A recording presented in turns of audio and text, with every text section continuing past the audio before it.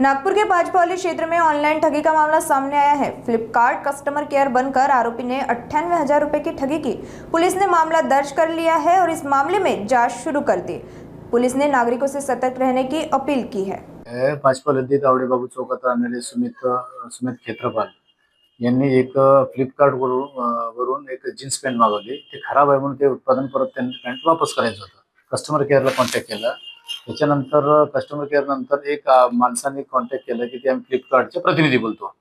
त्याच्यावरून त्यांनी मग हे व्हिडिओ कॉल करा, बाकी वेगवेगळ्या पद्धतीने सांगत होता, तुम्हाला हे पॅन्टही वापस देऊ आणि पैसे जास्त भेटणार असे म्हणून त्या 2-3 मिनिटाच्या त्या ऑनलाईन मध्ये हे जे बोलत होतं ते जसं विचारतो तसे हे करत होतं आपल्या कंप्लेंटर। त्याच्यानंतर त्याचे जवळपास 2 ट्रान्झॅक्शनमध्ये 98,000 त्याची सायबर फसवणूक झालेली आहे। त्या पद्धतीने ते सायबर पोलीस स्टेशनला ऑनलाईन त्यांनी तक्रार केली। त्याच्यावरून आम्ही 98,000 जे फसवणूक केलेली आहे अज्ञात व्यक्तीविरुद्ध गुन्हा दाखल करण्यात आला। आम्ही अधिक तपास करू, याच्या सर्व पद्धतीचे सर्वच बाजूने माहिती घेऊन त्याला आरोपीला पकडण्याचा प्रयत्न करू।